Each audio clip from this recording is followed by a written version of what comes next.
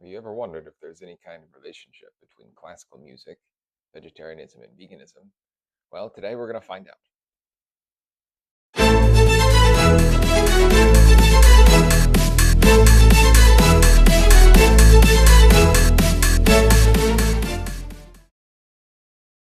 Hello and welcome back to Threpticon. Today we're going to talk about classical music and vegetarianism and the surprising connection that there is between them.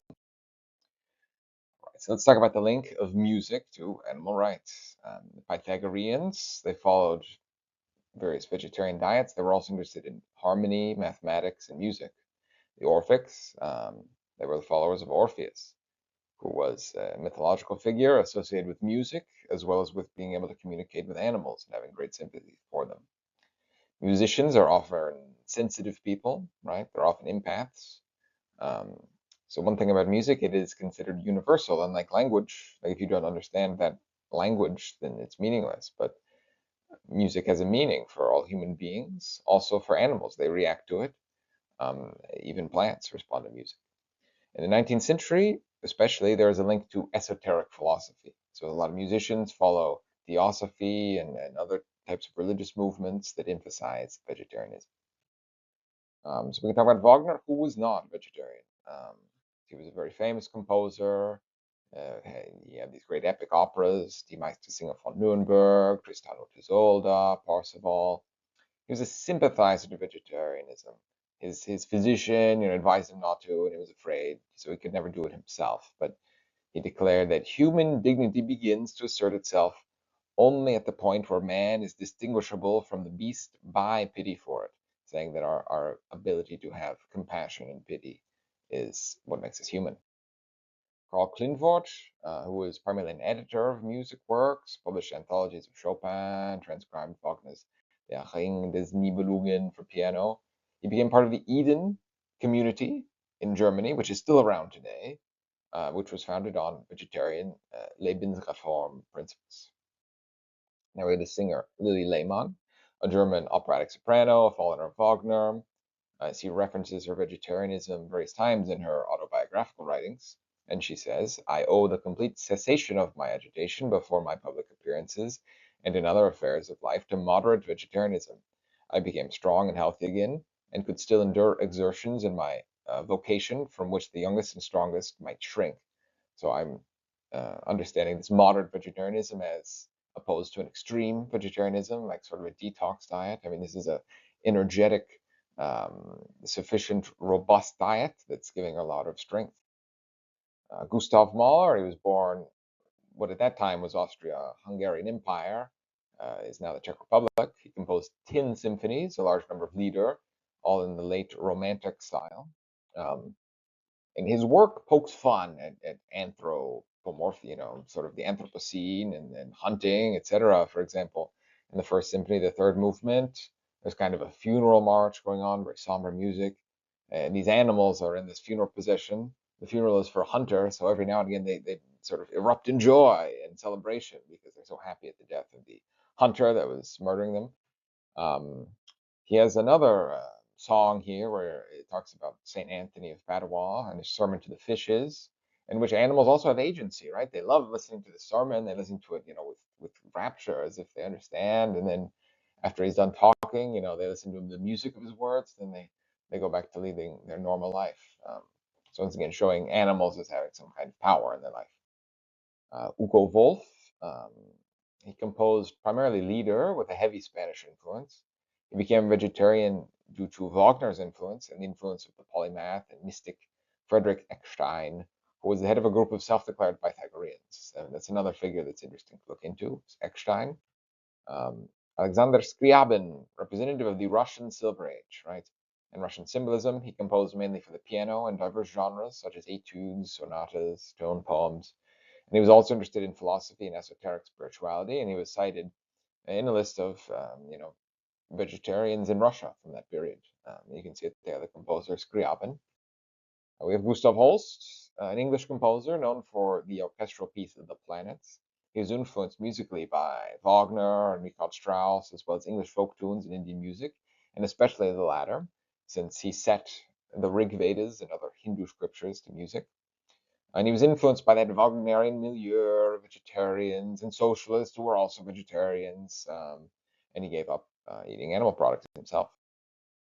So we have Cyril Scott, a composer of a number of works in diverse genres, such as opera, concertanti, orchestral works. He's also a prolific writer. He wrote on philosophy, vegetarianism, and then health and wellness. For example, a book on the uses of apple cider vinegar. Of Percy Grainger, who was born in Australia but then started traveling all over the English-speaking world. He composed a number of original pieces, but also arranged folk music that he collected. He called himself a meat-shunner because he didn't like the term vegetarian because he wanted to banish Latin and Greek terms from English. So he didn't use those Latin and Greek roots. He said meat-shunner. He wrote an essay saying why I became a meat shunner, in which he says, all my life I have been sickened by everything connected with meat, fish, and poultry eating.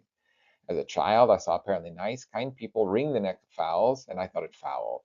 And I wondered if I could ever exert an influence to help bring such unworthiness to an end. We have John Cage, known for his avant-garde music, which incorporated different Eastern influences.